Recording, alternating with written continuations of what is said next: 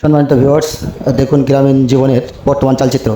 যাদের ছোটোবেলা কেটেছে গ্রামে, তাদের মনোজগতে গ্রামীণ জীবনের যে চিত্র রয়েছে, গীতে আছে এক কথায় তা চির অমলিন, যেখানে হৃদয়ে ভেসে ওঠে সাদামাটা সহজ সরল জীবন, নিখাদ সেই জীবনের গল্পকথা, যেখানে বক্রতা নাই, প্রতারণা, ভণ্ডামি আর চালাকি নাই, যেখানে রয়েছে মানব জীবনের বাস্তব চিত্র। জীবন জীবিকার তাগিদে গ্রামের পাট চুকিয়ে যারা শহরবাসী ড্রাগ বেঁধেছে নগরে, তাদের মনে গহীনে অটুট রয়েছে গ্রামীণ জনপদের অম্ল মধুর স্মৃতি।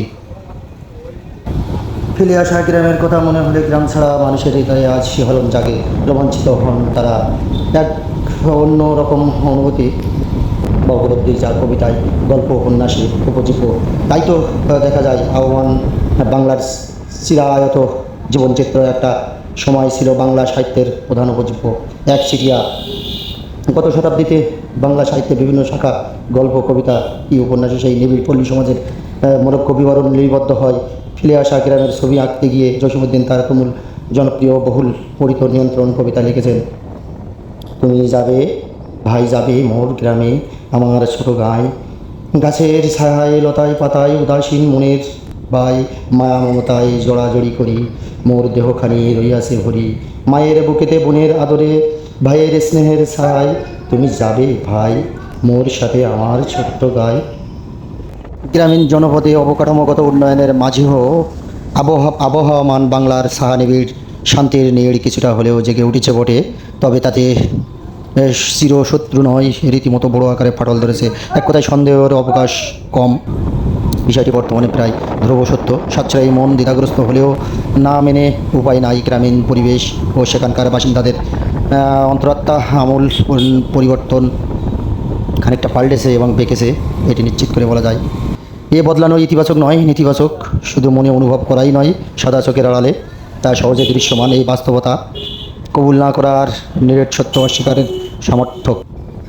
গত 4 দশকের ব্যবধানে চেতনার ভিত্তিভূমি, অল্পে তুষ্ট থাকার মানসিকতা মানে অনাড়ম্বর জীবনের সবার অলক্ষ্যে আমূল পরিবর্তন এনেছে।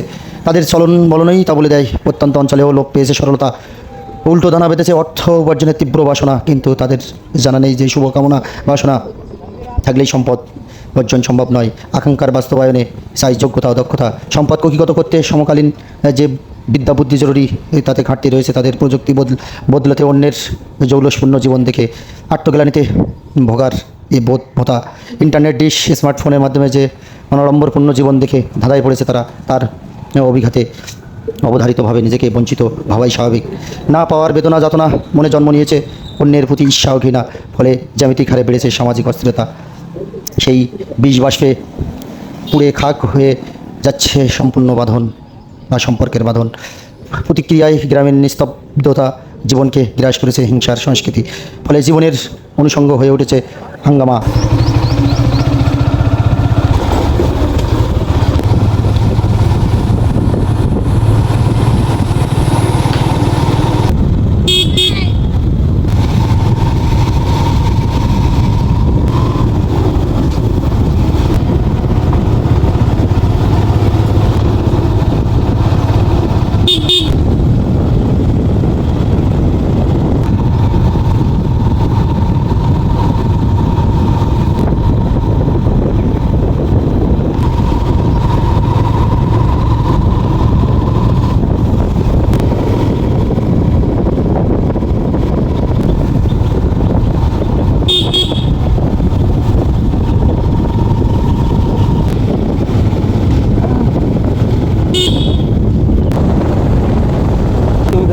বাড়ি গেল না